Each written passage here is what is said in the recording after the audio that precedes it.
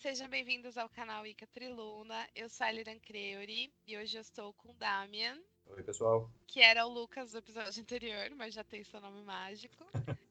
E estou também com Eleonora, Oi, gente. que também tá sempre em todos os episódios, que já tem seu nome mágico. Então, agradecemos a todos que estavam mandando aí energias positivas, que eu tenho certeza que estavam. E hoje a gente vai falar sobre a deusa, né, o mito da deusa e o deus da morte na Wicca, que é o capítulo 3 do livro que a gente está lendo, do Clube do Livro, né? Que a gente está fazendo lá no nosso grupo do Wicca Triluna no WhatsApp. Então, se você gostaria de participar, é só entrar no link que está aí na descrição do grupo e pode participar do Clube do Livro. Precisa ser maior de 18 anos e precisa ter vontade de estudar. E a gente leva isso muito a sério. Então, se você tiver afim, vamos lá com a gente. E hoje a gente vai falar do capítulo 3, certo? O capítulo 3 fala sobre o quê? O título do capítulo é A Crença das Bruxas, né? E aí ele fala a respeito do mito da deusa, fala brevemente sobre a questão da relação do deus na religião e sobre o que as bruxas acreditam a respeito do pós-morte. E fala um pouquinho também de como os celtas lidavam com o enterro, com a morte, né, e tudo mais. Sim, e faz alguns links cristãos também em relação a com eu ignorei um pouco essa parte. Eu também. Mas é que eu achei engraçado o jeito que ele colocou assim. Uhum. Damien, o que você achou? Justamente essa parte que vocês ignoraram foi uma parte que me chamou mais a atenção, né, dele trazer esse paralelo. Não sei se... Fala pro pessoal que parte que é. Quando ele fala da questão da negação, né? Porque existe um senso comum de que havia uma negação do cristianismo e tal, por parte das bruxas, e ele fala disso historicamente, né? Ah, mas não é dessa parte que eu tava me referindo. Eu Tá. tava me referindo no início, quando ele fala a respeito de cristãos acreditarem em reencarnação, enquanto a Bíblia não coloca a reencarnação como uma coisa pro ser humano e vice-versa. Tá. É um capítulo muito curto, na verdade, né? Mas assim, o primeiro tópico que ele aborda é essa questão de não saber exatamente como elas fazem paralelo com a igreja. Na verdade, eu acho que elas não fazem paralelo nenhum, assim, né? Os cristãos não acreditam, ele fala, né? Os cristãos não acreditam em encarnação, mas acreditam em vida após a morte. E as bruxas também. Aí ele faz, só que as bruxas, obviamente, acreditam em encarnação. Então ele deixa isso bem claro. Bruxas acreditam em encarnação e acreditam em pós-mortem, que é a vida após a morte. E as duas coisas não são excludentes. Aí ele diz que não sei ainda dizer como as bruxas fazem esse paralelo com o cristianismo. Tudo bem que na época fazia sentido fazer esse comentário, mas hoje em dia acho que já não faz mais, né? A gente não faz paralelo nenhum. Eu acho que ele também comenta que ele também não entende como é que os cristãos conciliam isso, porque tem muitos cristãos, ele coloca que muitos cristãos acreditam em reencarnação e ele não sabe como eles conciliam isso com a crença na Bíblia, né? Porque muitos cristãos não sabem que na Bíblia não existe reencarnação. Aí a pessoa é cristã, frequenta a igreja e tal, e fala, ah, não, mas que na próxima vida, na minha vida passada. Mas espera, você acredita ou não acredita? Conciliar a crença com a religião. Isso é uma coisa que até hoje pipoca, assim. Eu acho que, será que não é uma questão do espiritismo? Porque algumas vertentes do espiritismo são cristãs. Sim, tem muito disso. Sim, tem muito disso. Tem muito disso e muito das pessoas não entenderem muito bem a religião. Porque assim, o cristianismo não é uma religião onde o fiel ali, ele é ativo, né? Uhum. Ele recebe o conhecimento, mas em termos gerais ele não é ativo em buscar o conhecimento dentro da Bíblia e além dela. Não é uma coisa muito normal. Então as pessoas às vezes não sabem que não existe reencarnação. É. E principalmente naquela época, né? Era muito assim, mas a fulana me falou que não existe. Ou então assim, mas o fulano me disse que existe. Então era muito assim, não, não se tinham laboratórios, experiências, viagem astral, assim, não existia só nas Sim, ilhas pagãs, mas assim, não existia toda essa tentativa e erro, né? sim, e no tempo em que né, falando da era mais medieval e desse período aí, as missas eram rezadas em latim, as pessoas não sabiam latim. É verdade. Só Exatamente. repetiam, nem entendiam, né? O papel Uhum. do sacerdote nesse caso era muito de curadoria, né? Então havia uma certa confiança naquilo que ele falava, então meio que você tinha que confiar na virtude daquela pessoa, que ela não estava falando besteira. Era muito disso, né? Se o padre falou, ele é a voz de Deus na Terra. E aí ele fala muito dessa questão. Não tem como saber direito o que acontecia. Sim, porque na verdade tem muitos pontos onde ele coloca que as bruxas elas não sabem de onde surgiu aquela crença delas. Por exemplo, acho que é um bom momento para introduzir a respeito da questão do Deus, que o Deus provavelmente surgiu como um Deus relacionado à morte e à caça, não um Deus solar como a gente conhece hoje, né? Como a gente estava comentando antes. E com o tempo, a crença no Deus, os costumes relacionados ao Deus foram sendo muito esquecidos. E como não tem coisas documentadas, que nem tem no cristianismo, foi muito documentado todo esse processo. E na bruxaria não, até porque não é na bruxaria não tem uma entidade não uma entidade espírito, eu digo Sim, uma sim. instituição, Uma curadoria, né? Até exatamente. porque se tivesse, ia ser prova para a Inquisição, né? Então não poderia nem ter. Exatamente. Então, eu estava comentando antes a respeito de terem se perdido muito conhecimento a respeito do Deus. Então, na verdade, muito que se sabe sobre Deus hoje é o que está nos sortilégios direcionados a ele, poemas, cantos, ou na forma como algumas coisas são feitas dentro da tradição. E é assim que se conhece, mas muito se perdeu. Uhum. Eu acho que muito do passar de pessoa para pessoa também. Ele, na questão oral, Uhum. isso é um fato, as coisas eram Telefone sem fio. passadas muito.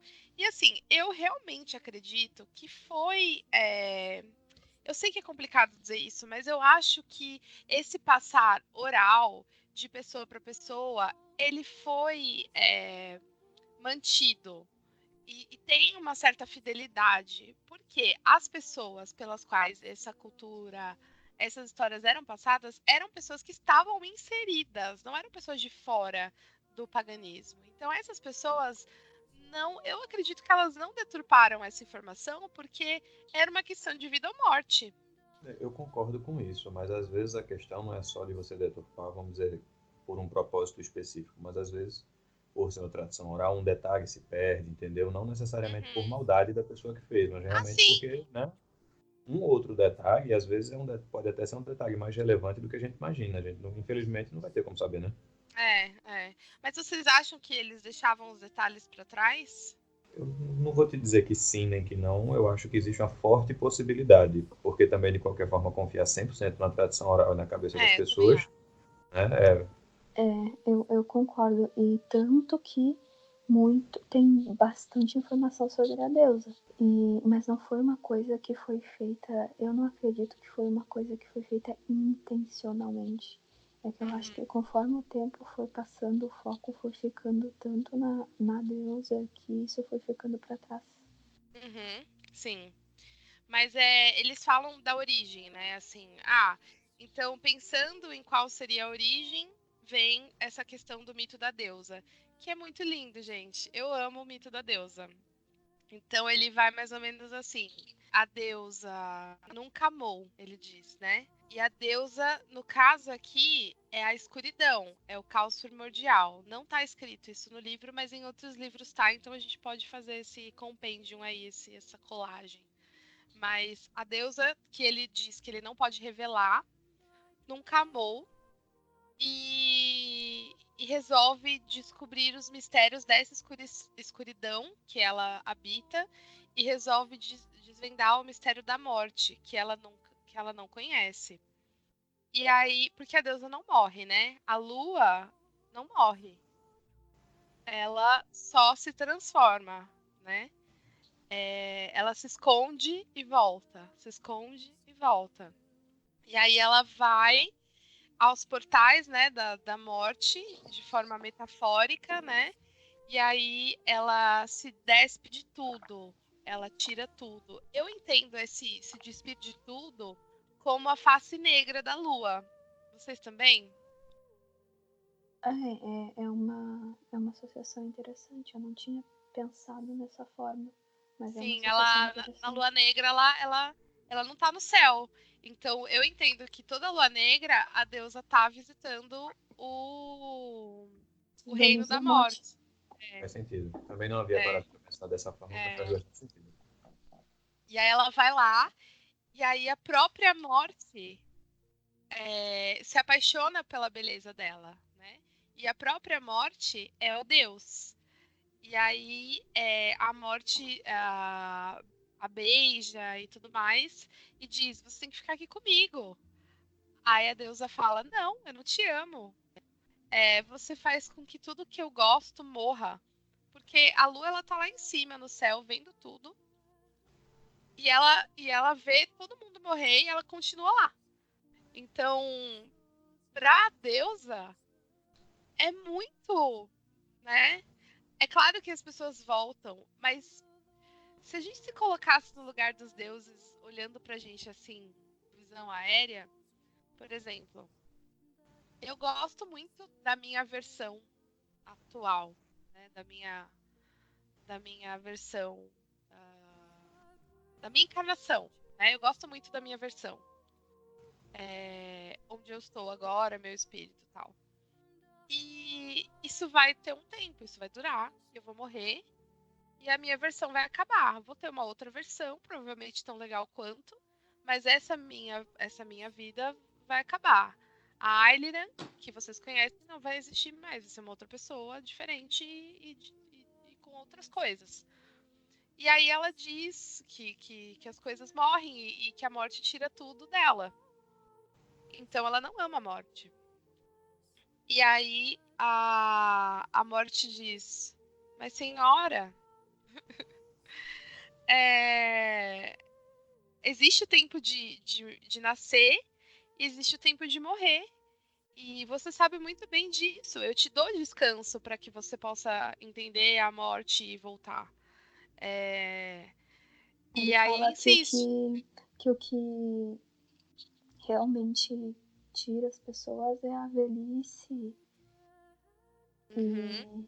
e, E o tempo, né? e o tempo, exatamente, que ele, na verdade, dá esse descanso para que a alma possa descansar e É, reencarnar. E aí que vem a reencarnação, né? E aí ela diz: não, eu não vou ficar aqui com você, eu não te amo. E aí, ok, então a morte diz que é o Deus. Então tá, você não quer receber, você não quer me receber em você não quer me amar, então você vai sofrer a morte, né? Então, não é que a deusa vai morrer, a deusa vai sofrer a morte. E aí, ela entende que esse é o destino dela de sofrer a morte. E quando ele a beija, ele faz nela o beijo quíntuplo, que é o beijo em todas as partes mais importantes, que claramente você pode seguir os chakras ali, a linha dos chakras, que é o beijo sim, o beijo quíntuplo. E terminando no chakra base. Né? Então, por isso que a gente entende que a deusa é personificada, porque se ela não fosse personificada, não teria beijo quíntuplo. Sim, não teria chakras, não teria Faz sentido. Nesse momento eu Ah, estou contando os chakras. Desculpa. Na verdade são e 7, mas aí, como são 3 na cabeça, eu imagino isso. que haja uma simplificação Isso, é o olho, é o terceiro olho e a boca. os da cabeça. Aí, isso. Não tem o do coquinho. O do Esqueci o nome. coquinho. É o coronário, tem sim. Isso aí, obrigada. Tem, Desculpa. tem. Tem. Adorei. Isso, pelo Então, amor de Deus. eu não vou cortar isso. Então, aí ele beija ela e aí ela entende o amor. E aí ele diz, bom, você vai sofrer a morte porque é o seu destino. Sofrer a morte e não morrer, entendem? Ela vai penar a morte, ela vai sentir a morte. E aí ela entende o sofrimento da morte, finalmente, porque ela conheceu o amor, que é ele, por questão do beijo quíntuple. Então, eles se amaram e tornaram-se um só. E aí ela dá a luz a ele depois, que é o que a gente entende como Yuli, né? E aí, mas esse interim, eles se amando, a gente tá em Beltane, né? Que é o casamento, a união dos dois. E aí um ensina as coisas pro outro. E aí a gente acredita que na vida do ser humano existem 3 grandes eventos, que é o amor, a morte e a reencarnação. Porque não existe a vida sem amor, não existe morte sem vida e não existe vida sem ressurreição, sem reencarnação. Então é um ciclo perfeito. Você precisa renascer, você precisa morrer e você precisa amar, e aí você vai dar vida, e aí é o ciclo. E aí é isso que as bruxas acreditam. E é um reflexo da natureza.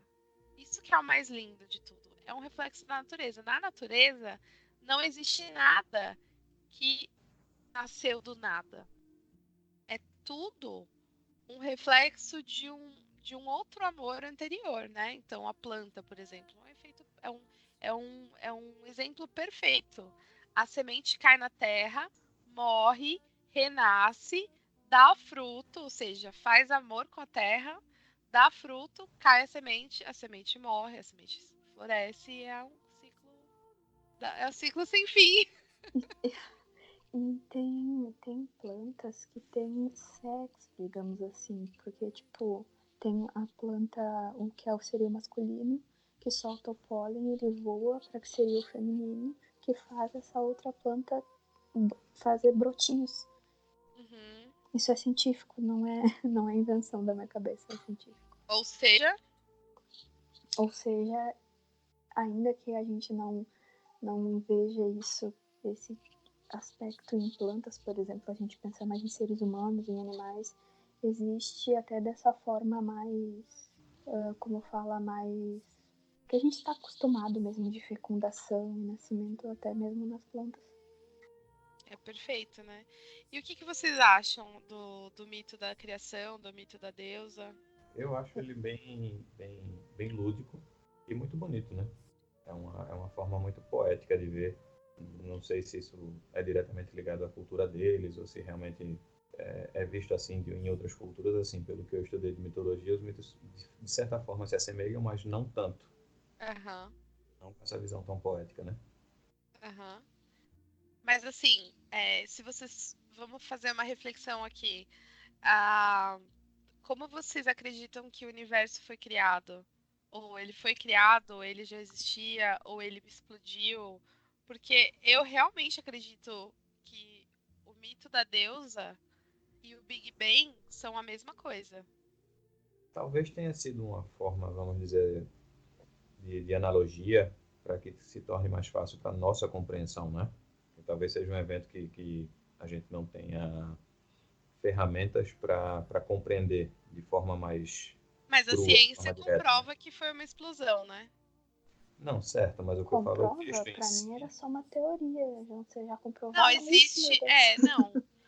Existe uma teoria bem, tipo, estabelecida, né? É a mais aceitável de todas, né? Isso.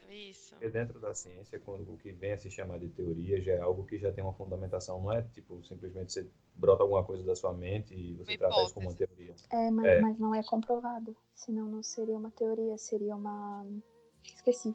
Mas.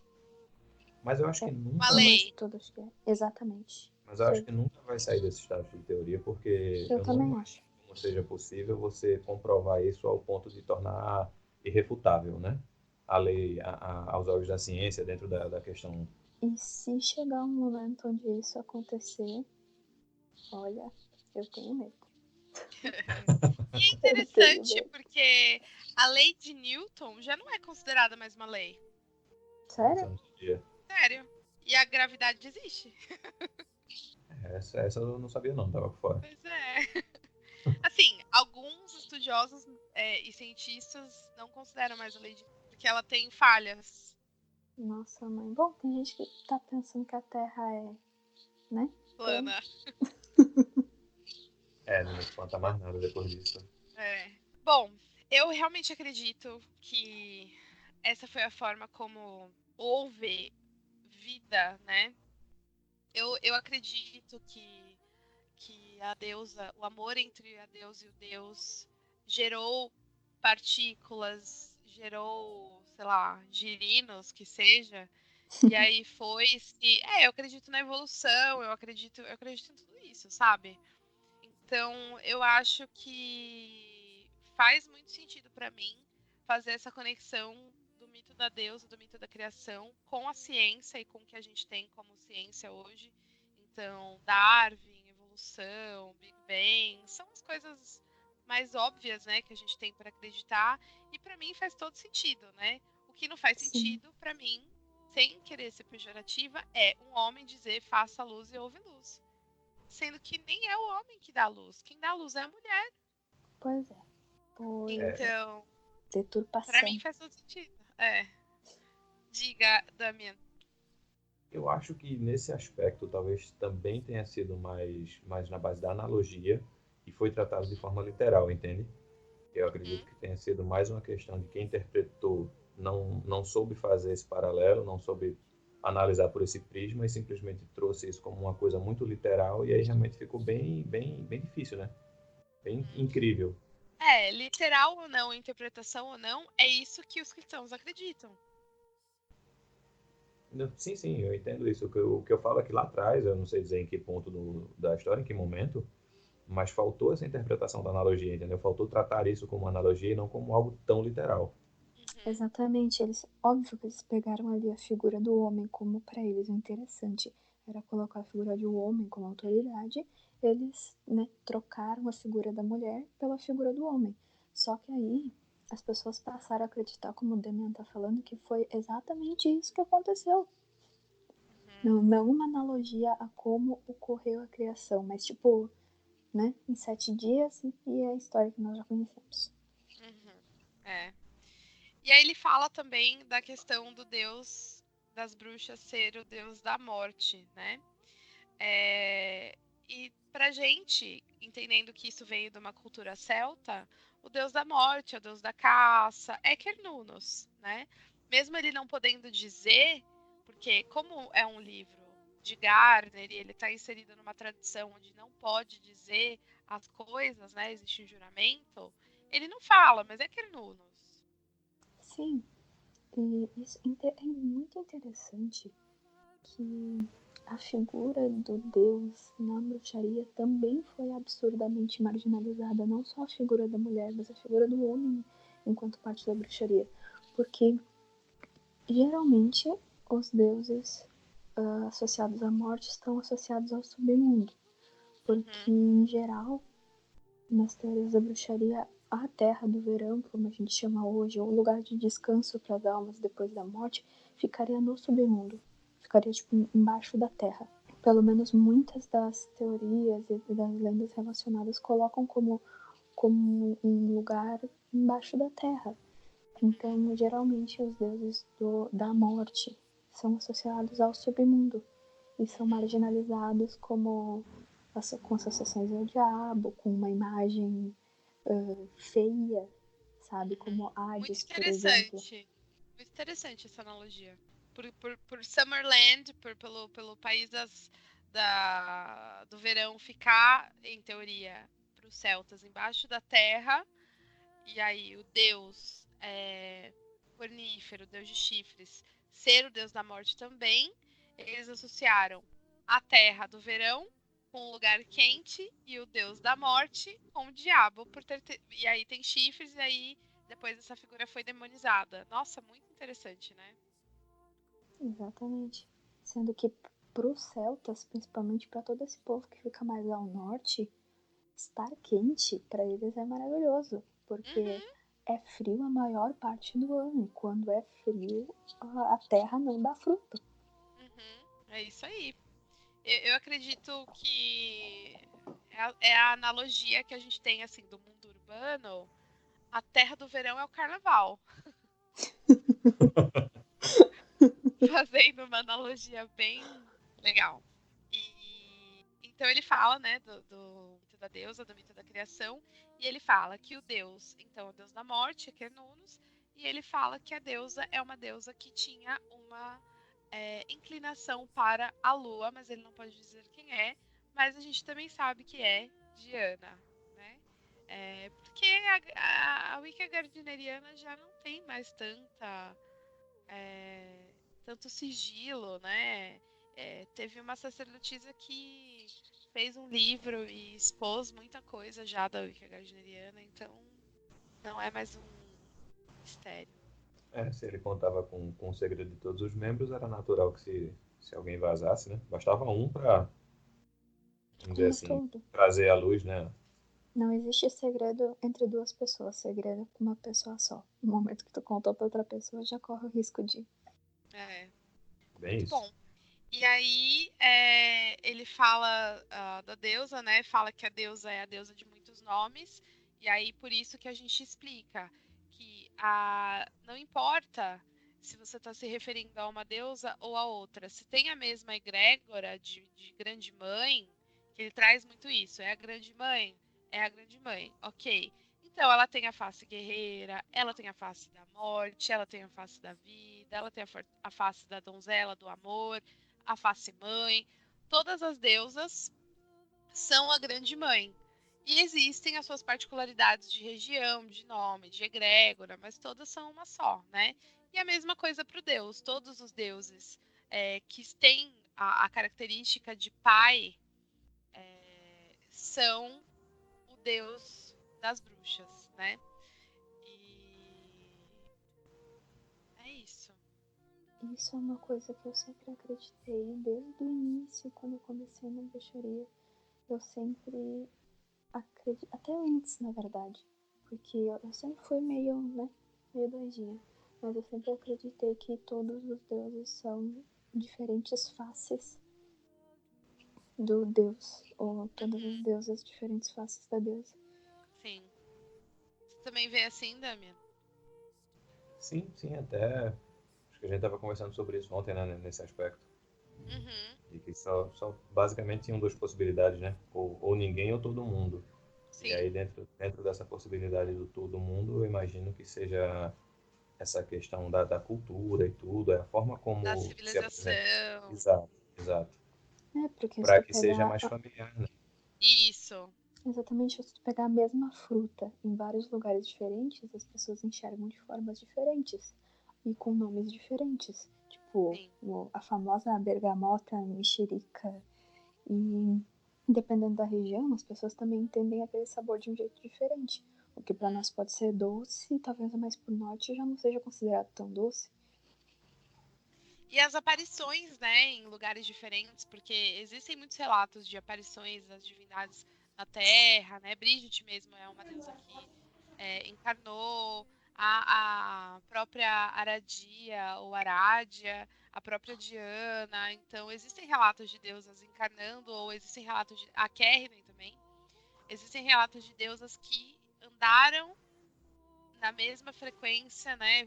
Vibraram na mesma frequência das pessoas que estavam cultuando na mesma sociedade ali para um sinal, para um momento de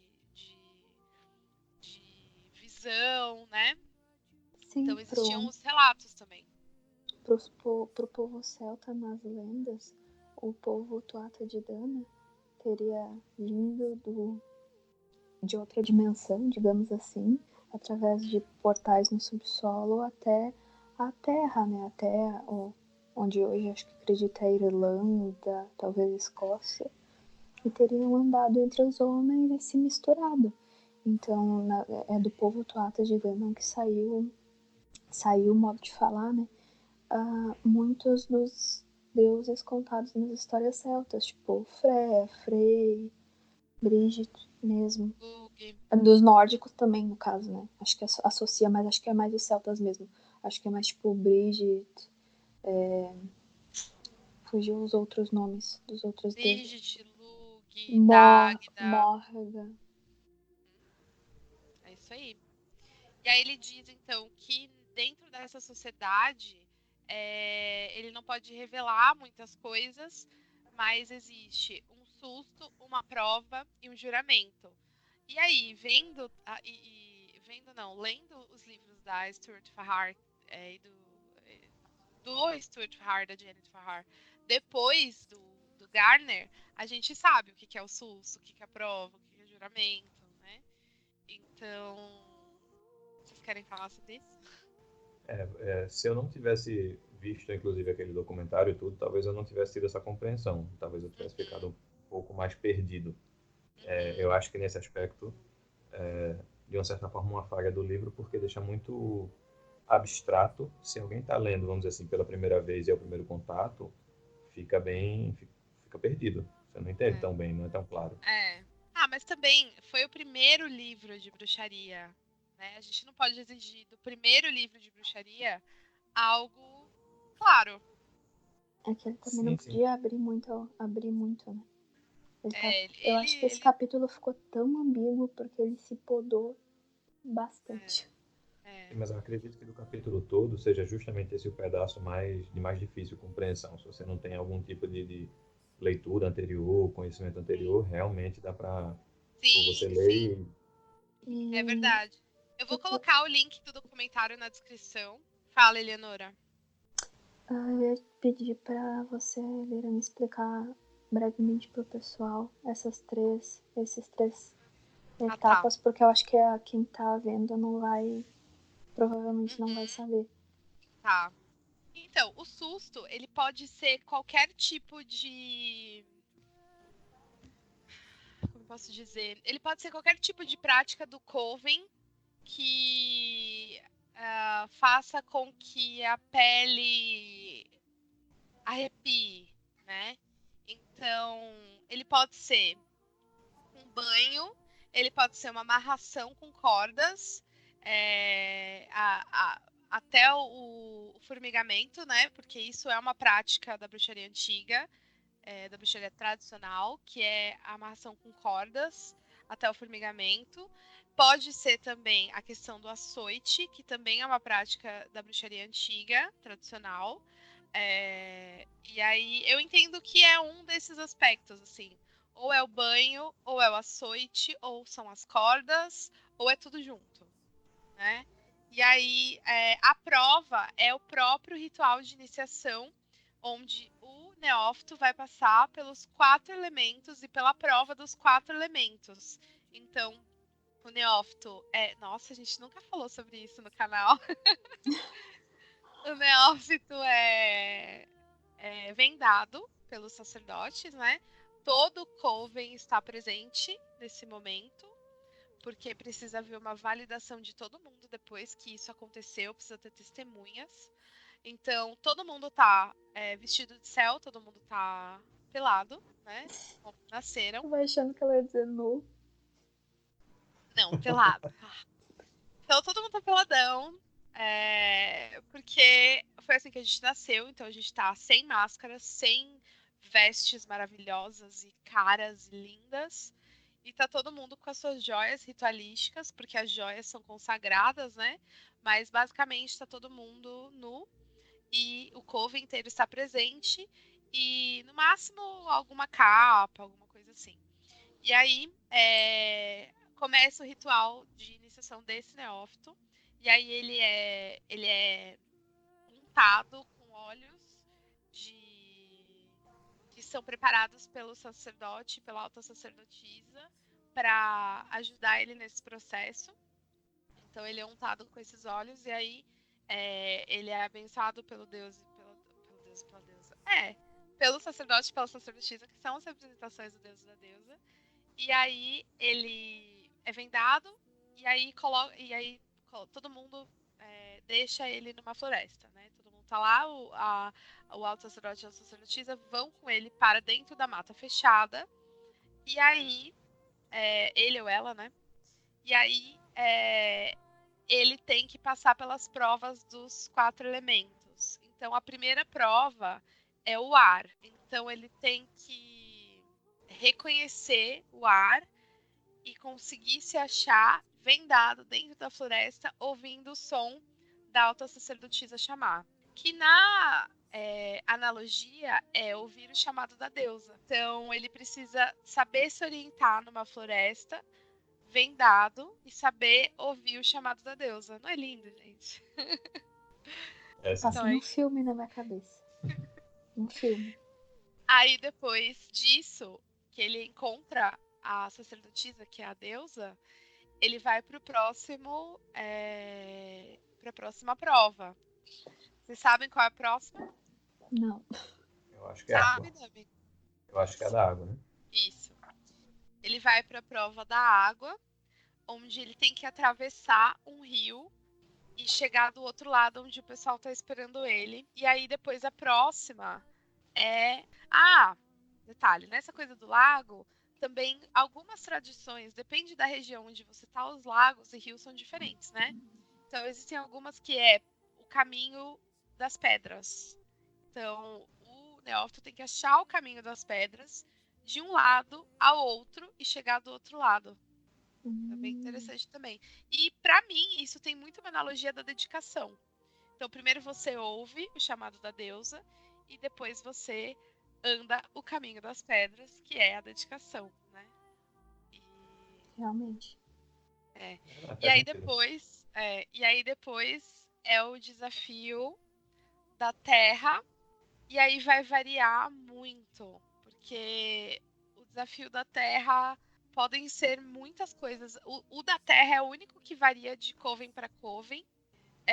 Mas basicamente é você conseguir chegar de um lugar ao outro e não se perder na floresta. Esse é o desafio da terra. Aí vai variar, a execução vai variar de coven para coven, mas é conseguir se situar dentro da mata fechada e não se perder e chegar do outro lado. Então você vai ser vendado novamente, você vai ser rodado e o pessoal vai te deixar lá e você vai ter que voltar. E aí esse é um dos mais difíceis. Então, eu não sei como que ele é feito em todos os covens, porque isso é um segredo.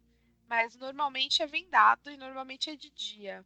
Mas se for à noite, fica um pouco difícil de ser vendado, né? Mas é muito interessante, porque o desafio da Terra, a prova da Terra, é uma prova onde você realmente tem que ouvir.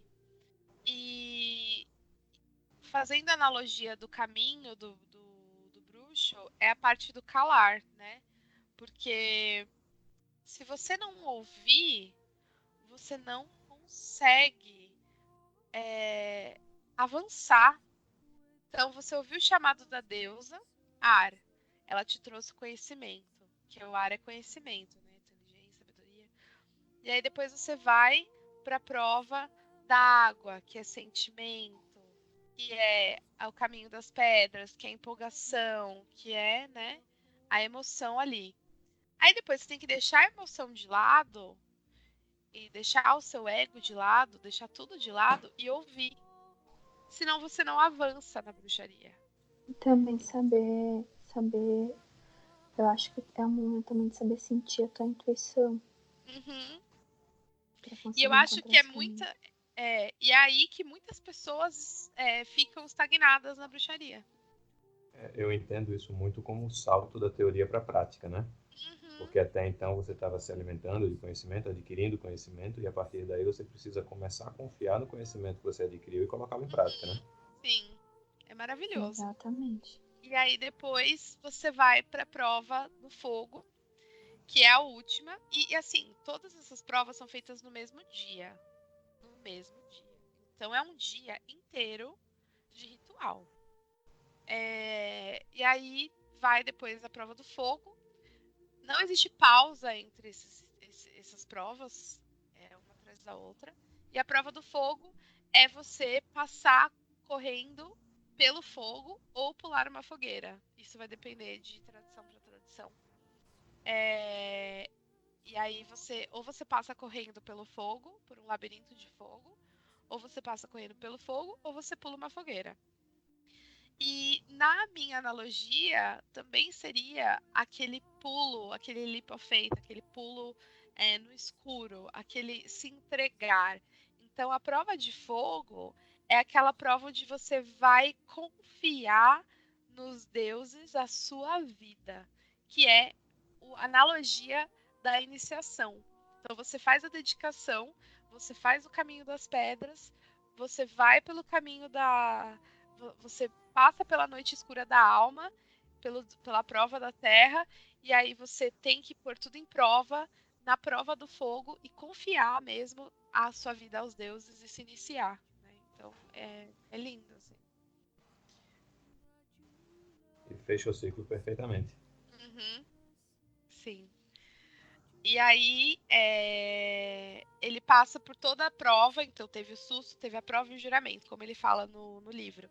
O juramento é, quando ele passou por todas as provas, ele volta para o Coven dá os parabéns a eles, e o Coven vai aceitar, então, esse neófito para dentro da tradição, para dentro dos mistérios, e aí ele vai fazer um juramento de que ele vai respeitar esses mistérios e que ele vai confiar nas pessoas com amor e com confiança perfeita, amor perfeito, e vai entregar a sua vida para Deus e para o Coven.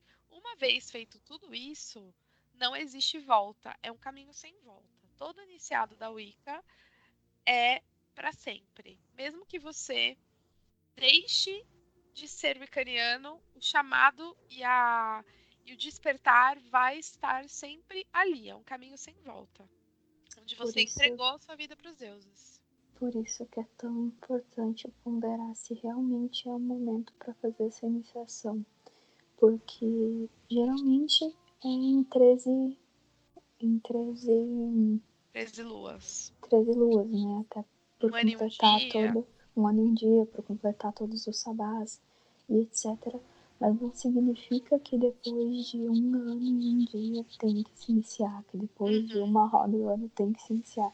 O momento de se iniciar também é quando você entender que está pronto para isso. Sim. Eu demorei 3 rodas para me iniciar. Mas, assim, foi por imagem de segurança ou... Eu queria mais. Eu não estava pronta. Eu achava que eu não estava pronta ainda. Então, eu precisava aprender mais, eu precisava de mais. E aí, quando eu me senti pronta, aconteceu tudo muito naturalmente, assim, foi tudo muito encaixado. Eu tinha tudo. Naquele momento eu tinha tudo. Então eu consegui me iniciar e foi maravilhoso, assim. Eu tenho 2 iniciações, né? Eu fui auto-iniciada na Wicca e iniciada na estregueria. Foi muito bom, assim. Eu sabia. É engraçado, né? Porque quando chegou o momento da minha iniciação, eu já sabia que era o momento. E tudo se encaixou perfeitamente. E eu sabia qual era o meu chamado. Eu sabia qual era o meu sacerdócio. Eu sabia que eu tinha que fazer algo. E eu sabia que eu ia fazer o canal. E aí o canal foi o meu sacerdócio, assim, sabe?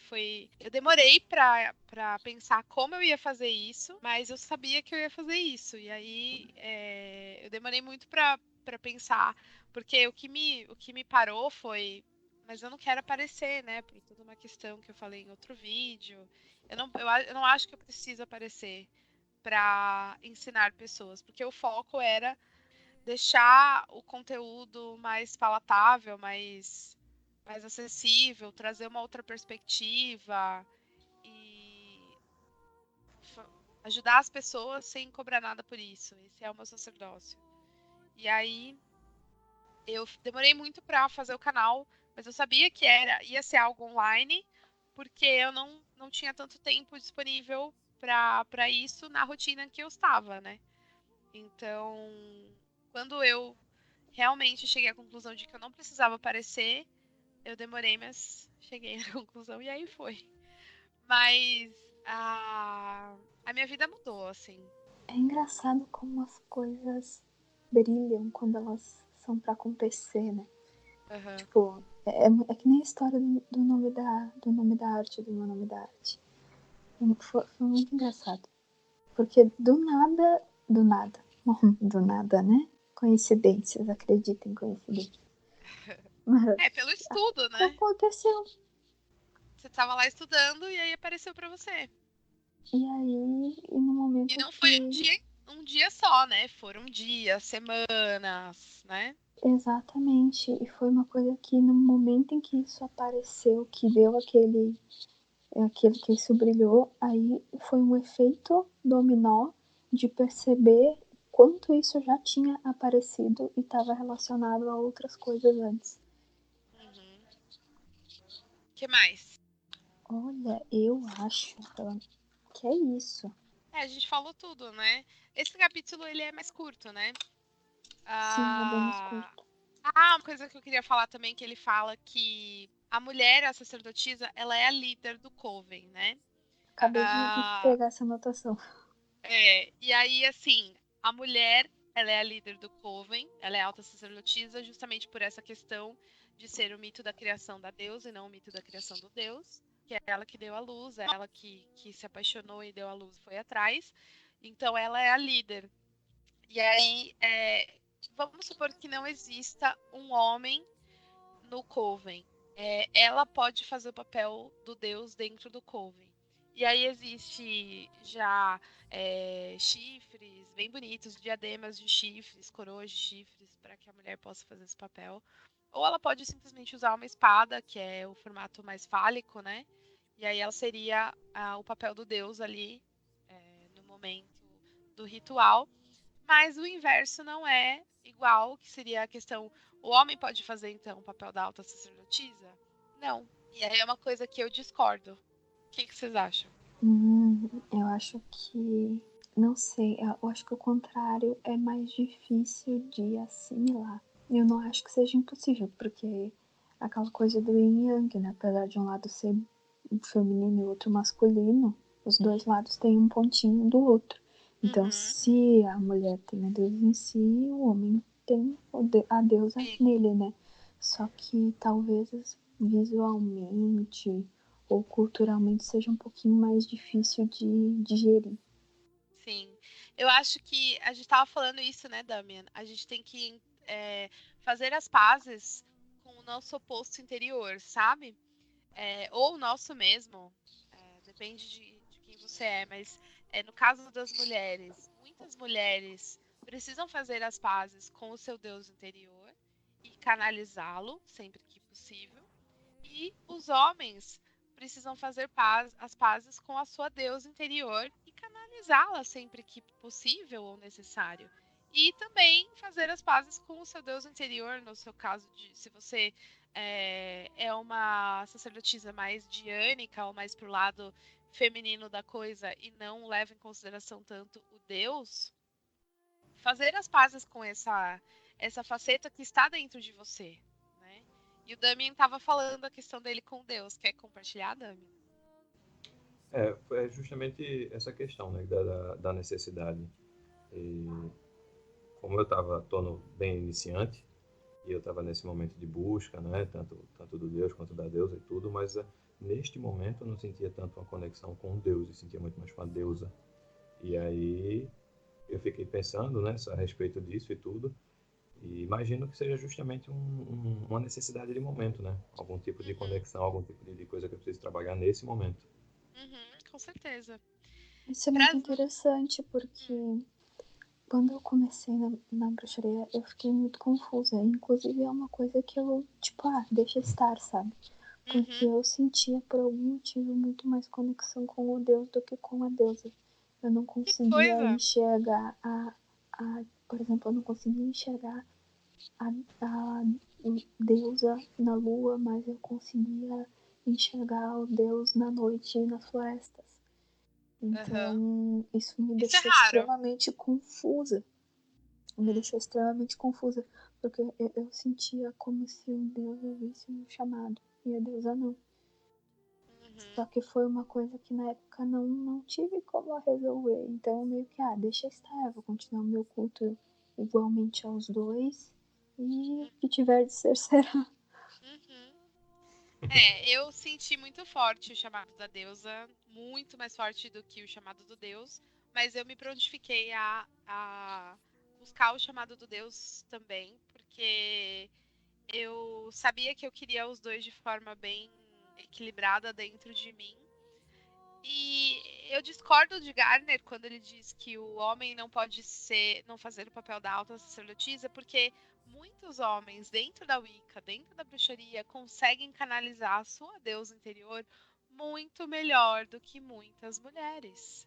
Então não é uma questão de gênero, é uma questão de o quão em paz você está com essa versão dentro de você e quanto você consegue canalizar por se conhecer e por conhecer esse seu lado. Então, eu acho muito interessante, assim. E eu acho que é por isso que eu gosto tanto de Diana, porque Diana é os dois. Ela se canaliza para um lado, para o outro. Ela é maravilhosa.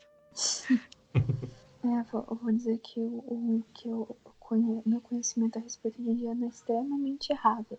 Na verdade, participando do grupo foi que eu fui tendo mais conhecimento a respeito de Diana mesmo. Porque a única, digamos, a única faceta de Diana que eu conhecia é aquela mais comum, que é Artemis. vendida, né? Exatamente. E eu não gosto de como a Diana é vista na internet, na questão de, Diana é a Artemis. Não é. Artemis é uma criança, praticamente, assim. E a Artemis é uma face da deusa lunar na Grécia. E Diana é romana. E Artemis é donzela, maravilhosa, cabelos ao vento. E Diana é a dona de tudo. Entendeu? Exatamente. É isso que não aparece. Não são a mesma deusa. Mas é porque ficou muito estabelecido essa transição desse sincretismo, assim, de tal romano é tal grego, entendeu? Isso acabou ficando muito massificado no imaginário popular, na cultura pop, de uma maneira geral, né? Até mesmo nos estudos. Eu lembro da escola, livros de história, de livros de história, onde havia essas tabelinhas, onde havia essas correspondências e tal. Sim. Então acaba que, de alguma forma, fica, né, na mente da gente. Sim. E a prova de que não são a mesma deusa é que o culto de Diana, ele é provado até no Oriente Médio. Porque o culto de Diana foi muito grande, muito grande. Então, Ártemis não foi para o Oriente Médio. A cultura de Ártemis não chegou, não passou de Atenas. Assim, a grosso modo, né? Essas associações, tipo, a dessas associações que eu sinto mais, assim, é associar a Freia com Afrodite. Porque não é a mesma deusa, cara, não é a mesma coisa. Tipo, olha a relação de Afrodite com a guerra e a relação de Freia com a guerra. A relação de Afrodite com a guerra é exposta através dos casinhos dela com Ares. E a relação de Freia com a guerra é que ela é a líder das Valquírias. Mas então, isso vai precisa realmente colocar cada um. Né? Isso vai muito daquela coisa preguiçosa, de pegar uma característica específica, que é comum às duas, e vamos bater aqui. Deusa do amor. Fechou. Isso. E aí você sai procurando o que é mais próximo, não olha as nuances e pronto. Só faz esse batimento mesmo e tá bom.